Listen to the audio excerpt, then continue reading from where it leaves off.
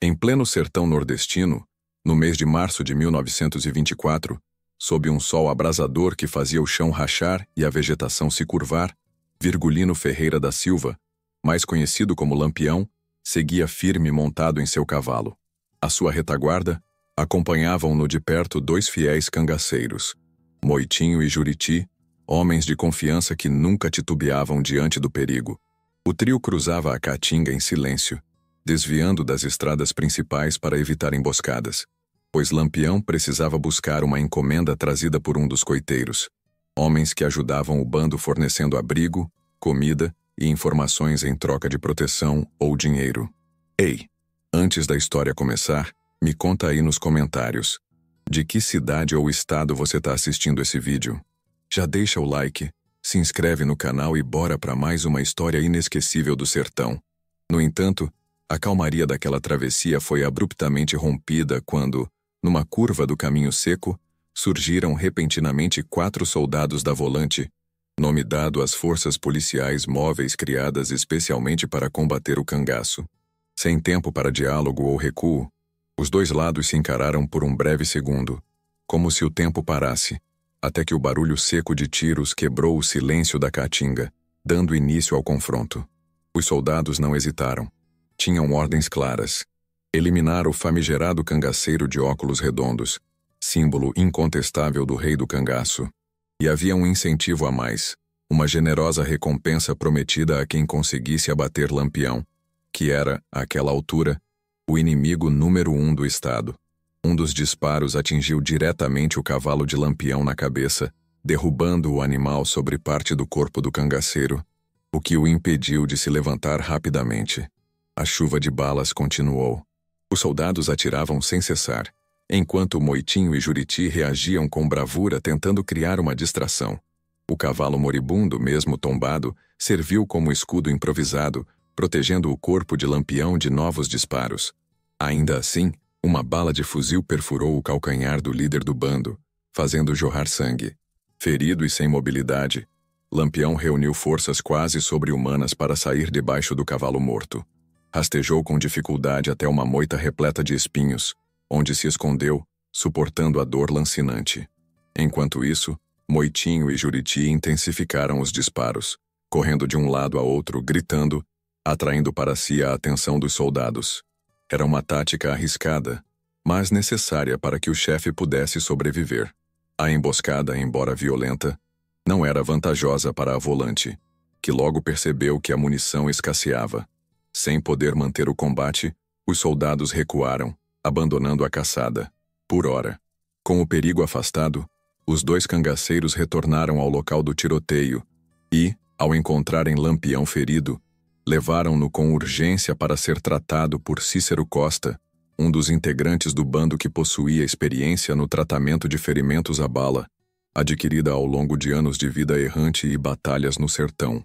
Depois dos primeiros curativos improvisados, o grupo se dirigiu à Serra das Panelas, uma formação rochosa isolada entre os estados da Paraíba e Pernambuco, conhecida por ser um esconderijo eficaz para quem conhecesse bem seus caminhos estreitos e suas grutas escondidas. Lá permaneceram por quase um mês, permitindo que Lampião pudesse, ao menos parcialmente, recuperar-se da grave lesão. Porém, a paz naquele coito, nome dado aos esconderijos utilizados pelos cangaceiros, estava prestes a ser rompida. A poucos quilômetros dali, seguia incansável no encalço de Lampião um velho conhecido, Clementino Quelé, antigo cangaceiro que havia mudado de lado. Agora era sargento da Polícia Volante. Violento e astuto, Clementino conhecia os hábitos de Lampião e seus esconderijos preferidos. Durante a perseguição, capturou um coiteiro do grupo e, sob ameaça de tortura, conseguiu extrair informações valiosas. Soube exatamente onde o bando se refugiava. O ataque foi rápido, brutal e pegou os cangaceiros de surpresa. Na investida, 2 valentes perderam a vida: Cícero Costa, que tratara dos ferimentos do chefe, e Lavandeira. Antônio Ferreira, irmão de Lampião, foi atingido e ficou gravemente ferido. Lampião, ao tentar escapar, teve as feridas reabertas, o que provocou uma hemorragia intensa. Mesmo sangrando, o cangaceiro conseguiu se afastar, desaparecendo no meio da caatinga, deixando atrás de si um rastro de sangue e desespero. Durante 3 dias inteiros permaneceu escondido em um buraco sob a sombra rala de uma moita espinhenta. Sem água, sem comida e com as feridas abertas, Lampião enfrentou uma das provas mais duras de sua vida. Os ferimentos começaram a infeccionar. Vermes proliferaram nas feridas, e moscas zumbiam ao seu redor atraídas pelo odor pútrido que tomava conta do lugar. O sofrimento era indescritível. No 3º dia, como um sinal divino, um garoto de apenas 12 anos que passava por ali por acaso notou um vulto no chão. Ao se aproximar, viu um homem abatido, coberto de sangue e feridas, quase irreconhecível. Era Lampião. Com voz fraca, o cangaceiro pediu que o menino chamasse seu pai, prometendo recompensa pela ajuda. O garoto, curioso e assustado, correu de volta para casa, uma pequena fazenda humilde não muito longe dali. Chegando lá, contou ao pai o que havia visto. Um homem ferido, escondido num buraco, dizendo que era Lampião, o famoso cangaceiro. O homem, desconfiado no início, hesitou. Ajudar Lampião era um risco enorme. Se a polícia descobrisse, a punição seria severa. Mas diante da súplica do filho e da possibilidade de uma boa recompensa, decidiu arriscar. Montou um burrinho e seguiu até o local indicado. Ao ver Lampião em estado deplorável, mal respirando, não teve dúvidas. Amarrou o cangaceiro com cuidado sobre o animal e o levou para sua casa. Na pequena casa de barro e madeira, Lampião recebeu os primeiros cuidados. A mulher do fazendeiro ferveu água, limpou as feridas com panos velhos e preparou uma sopa simples com carne, legumes e rapadura, uma espécie de doce tradicional feito com melaço de cana, para tentar devolver alguma força ao visitante. Também lhe ofereceram leite de cabra fresco, o único alimento disponível naquelas terras áridas. Mesmo debilitado, Lampião ainda era o líder temido do cangaço. Após se recuperar um pouco, tirou de uma pequena sacola de couro algumas moedas de ouro e notas escondidas, entregando-as ao homem como forma de agradecimento. 5 contos de réis, uma quantia considerável para a época, e a promessa de proteção futura. Em troca, pediu ao homem que enviasse uma mensagem aos seus cabras, indicando onde estava e como poderiam encontrá-lo. Cumprida a missão, os cangaceiros logo chegaram preocupados com o estado do chefe. Ao encontrá-lo enfraquecido, com a infecção já se alastrando pelas pernas e com os ferimentos cobertos de pus, decidiram imediatamente levá-lo a um esconderijo mais seguro, onde pudessem tratá-lo com mais atenção e recursos. O novo coito escolhido foi um lugar isolado entre pedras e mata fechada. Lá, os homens improvisaram uma espécie de enfermaria rudimentar. O momento mais tenso do tratamento foi quando decidiram dar a Lampião um banho de creolina, um desinfetante muito forte, amplamente usado na época para a higienização e até mesmo no tratamento de feridas, apesar de causar dor extrema. Ao derramar o líquido sobre os ferimentos, Lampião gritou tão alto que as aves próximas levantaram voo. A dor era tamanha que chegou a perder a consciência por alguns minutos. Dias se passaram. O corpo de Lampião ainda doía, mas ele começava a recuperar o vigor. Ainda mancava com o pé esquerdo, que não pisava mais corretamente. A infecção havia comprometido parte dos músculos, deixando uma sequela que o acompanharia para o resto da vida. Mas para ele, aquilo era apenas mais uma cicatriz em meio a tantas outras. Um preço pequeno a pagar por ter escapado da morte mais uma vez. Para seus homens, aquilo era prova de que seu líder era de fato invencível. A figura de Lampião, já envolta em lendas, cresceu ainda mais. Sobreviveu à bala, à traição, à caçada implacável de Clementino Quelé, seu ex-companheiro de armas, e até à própria natureza selvagem do sertão. Com o tempo, a história daquele buraco onde Lampião ficou escondido por 3 dias virou conto em várias regiões do Nordeste, contado entre feiras e fogueiras, como mais um episódio do mito que o cangaço estava ajudando a construir. Assim que conseguiu se levantar com mais firmeza, mesmo com a perna prejudicada e ainda sentindo os calos da dor, Lampião voltou a vestir o chapéu de couro, adornado com medalhas e estrelas, símbolo maior de sua liderança. Apesar do semblante abatido, sua presença ainda impunha respeito. Os cabras o observavam em silêncio, aguardando suas ordens. Mesmo com o corpo fragilizado, o espírito de comando permanecia intacto. A primeira decisão de Lampião após a recuperação foi reorganizar o bando. Sabia que a volante não iria desistir facilmente. Se Clementino Quelé tinha conseguido localizá-lo uma vez, poderia tentar de novo. Portanto, ordenou que todos os coitos próximos fossem abandonados e que seguissem para uma nova rota, mais ao sul, onde poderiam agir com mais segurança por um tempo. O plano era atravessar os limites da Paraíba e seguir rumo às serras de Pernambuco, região que oferecia melhores pontos de defesa natural, além de contar com alguns coronéis simpatizantes que, em troca de favores ou dinheiro, costumavam fornecer proteção e esconderijos. Durante o trajeto, Lampião não poupava os ensinamentos. Orientava seus homens sobre como se movimentar sem deixar rastros, como esconder pegadas na terra seca e como despistar os cachorros farejadores das volantes. Ele dizia que no cangaço, inteligência valia tanto quanto coragem, ou até mais. Era assim que ele se mantinha vivo quando tantos outros já haviam tombado. No caminho, passou por pequenas vilas e povoados e ali, como era de costume, sua chegada dividia opiniões. Alguns o viam como um herói popular, um vingador dos pobres contra os abusos dos poderosos. Outros o consideravam apenas um criminoso impiedoso. Mas mesmo os que o temiam reconheciam sua astúcia e seu carisma. Lampião não era só um homem com armas. Era um estrategista, um líder, um símbolo de resistência em uma terra esquecida pelo governo. Certa noite, já próximos ao destino, o bando acampou sob a copa de uma gameleira centenária. O céu do sertão, repleto de estrelas, parecia vigiar aquele momento raro de descanso. Ali, Lampião contou aos seus homens o que passara enquanto estava ferido, dentro daquele buraco na mata. Disse que por 3 dias, entre moscas e dores, pensou em tudo o que havia vivido: as traições, as guerras, os irmãos tombados, as promessas de vingança. Confessou que por um instante acreditou que morreria ali sozinho, devorado pelos bichos, mas algo dentro dele não permitiu que desistisse. Enquanto eu respirar, ele disse com a voz firme, ninguém vai apagar o nome de Lampião desse sertão. As palavras carregadas de emoção calaram fundo nos corações dos cangaceiros. Muitos baixaram a cabeça em sinal de respeito. Sabiam que aquele homem não era comum.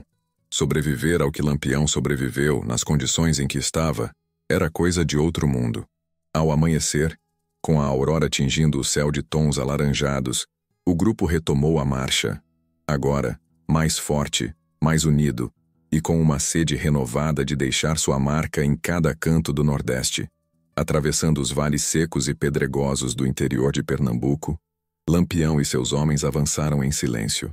O sertão, com sua paisagem rude e escaldante, tornava-se um aliado, e ao mesmo tempo um inimigo traiçoeiro. Os caminhos eram difíceis, muitas vezes cruzando por veredas estreitas, cercadas por mandacaros e xique-xiques, plantas típicas da caatinga que, apesar de espinhosas, serviam de abrigo e camuflagem para o bando. O calor castigava durante o dia, mas o frio da madrugada lembrava que a morte ali rondava em todas as formas. A chegada às serras de Pernambuco foi discreta. Lampião optou por um antigo coito nos arredores da Serra do Catimbau, um lugar isolado, quase místico, cercado de pedras esculpidas pelo vento e cavernas conhecidas apenas por sertanejos antigos. Era o esconderijo perfeito. Lá, mandou montar acampamento. Os homens improvisaram redes entre galhos de juazeiros, cavaram buracos para armazenar água da chuva e criaram pequenos pontos de vigia ao redor do terreno. Enquanto se recuperava por completo, Lampião começou a planejar suas próximas ações.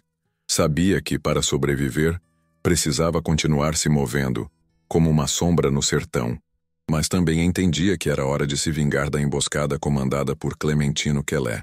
Aquilo não ficaria impune. 2 de seus homens haviam morrido, seu irmão saíra ferido, e ele próprio quase perdera a vida. O rei do cangaço jamais deixava um ataque desses passar em branco. Por isso ordenou que enviassem recados aos coiteiros das regiões vizinhas, buscando informações sobre a movimentação da volante de Clementino. Em poucos dias, os informes começaram a chegar. O sargento estava agora estacionado em uma vila próxima chamada Buíque. onde recrutava novos homens e organizava uma nova ofensiva contra o cangaço. Era o momento perfeito. Lampião, estrategista como poucos, decidiu não atacar de frente.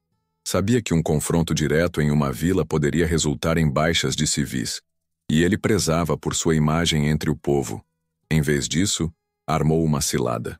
Fez parecer que estaria acampado próximo ao rio Ipanema, deixando pistas falsas para atrair a volante para lá.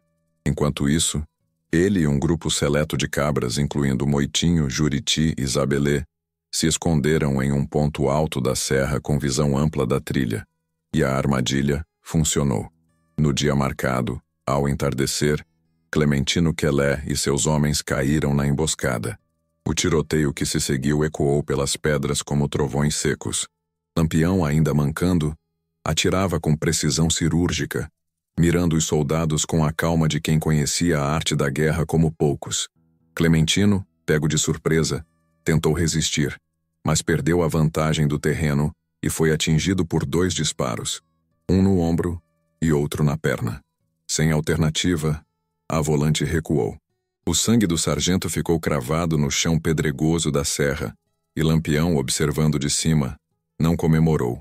Apenas abaixou a arma e sussurrou: "Agora estamos quites." A fama do confronto espalhou-se rapidamente pelos povoados. A notícia de que Lampião havia sobrevivido, vencido e se vingado, parecia improvável demais para ser inventada, e justamente por isso, tornava-se ainda mais poderosa. A cada história contada na feira ou em rodas de viola, o mito crescia. Diziam que ele era protegido por santos, que bala não o matava, que os espinhos se curvavam quando ele passava. Mas Lampião sabia que era apenas um homem em guerra constante contra tudo, contra o Estado, contra as injustiças, contra a própria morte. Após a vitória sobre Clementino Quelé, a aura em torno de Lampião se intensificou de forma quase sobrenatural. Nos povoados, feiras e vilas, onde o povo mal tinha o que comer, a história do cangaceiro que venceu a morte e se vingou do traidor ganhou contornos de lenda. Alguns diziam que ele era protegido por Padre Cícero, outros acreditavam que carregava patuás, amuletos benzidos, que o tornavam invulnerável às balas. As mulheres sussurravam orações com seu nome, e os homens o citavam como exemplo de coragem. Era difícil distinguir o que era verdade e o que era invenção, mas ninguém ousava duvidar. Lampião era agora mais do que um homem. Era um símbolo. Os coronéis, donos das grandes fazendas e verdadeiros senhores do sertão, reagiam de maneira dividida. Alguns o temiam profundamente. Sabiam que uma palavra maldita, ou uma recusa a colaborar, poderia resultar em uma visita indesejada do bando, seguida de represálias violentas. Outros, no entanto, mantinham acordos secretos com o rei do cangaço, oferecendo dinheiro, armas, cavalos e mantimentos em troca de proteção. Era um jogo perigoso, mas vantajoso. Ter Lampião como aliado podia garantir a segurança da propriedade por anos. Dentro do bando, os cangaceiros estavam ainda mais devotos. A sobrevivência milagrosa do chefe havia reforçado a lealdade de cada homem. Juriti, que presenciara o ataque da volante e vira o cavalo morto sobre Lampião, agora dizia aos mais jovens que seguir o capitão era como seguir um espírito protegido pela própria terra do sertão. Moitinho, calado e fiel, apenas assentia com a cabeça, mas não tirava os olhos do patrão por um segundo. Lampião, por sua vez, compreendia o peso daquela nova fama. Ele sabia que quanto mais crescia o mito, mais se tornava alvo, mas também sabia usar isso a seu favor. Passou a adotar uma postura ainda mais firme. Mandava bilhetes para as cidades avisando que o bando passaria por ali, e queria mantimentos prontos. Se o pedido fosse atendido, nada acontecia, mas se fosse ignorado ou zombado, o castigo era exemplar. Assim, o medo passou a ser sua principal arma, tão poderosa quanto seu rifle. Certo dia, em uma vila onde o padre local proibira os fiéis de ajudarem cangaceiros, Lampião chegou com seus homens ao entardecer. Não atirou, não gritou. Apenas se aproximou da igreja e com o chapéu nas mãos entrou, ajoelhou-se e fez o sinal da cruz. Depois se levantou, olhou nos olhos do padre e disse: "Não somos demônios, padre. somos homens de carne e osso, e homens com fome matam. Reze por nós, mas também nos entenda. Sem esperar resposta, saiu com o mesmo silêncio com que entrou. A cena foi comentada por semanas. Para uns era apenas uma encenação.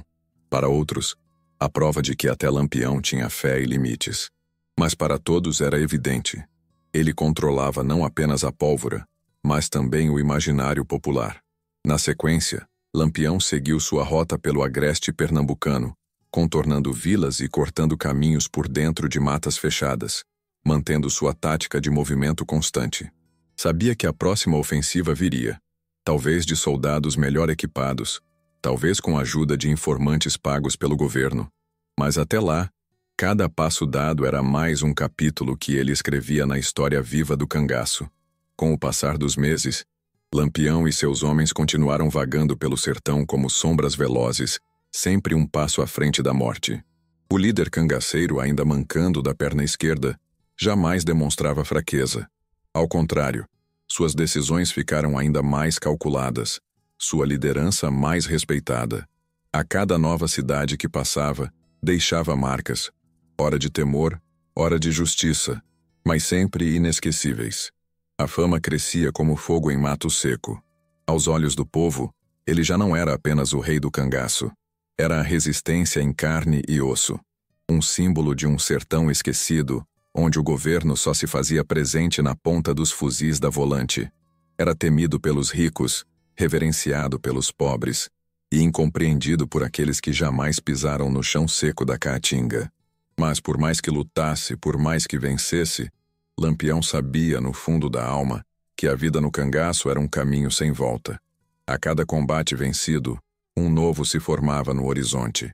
A cada aliado conquistado, surgia um possível traidor. E a cada passo, por mais firme que fosse, a sombra da emboscada espreitava. Mesmo assim, ele seguiu.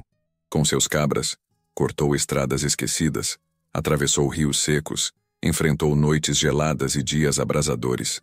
Seguiu não por vaidade, nem por sangue, mas porque aquele era seu destino.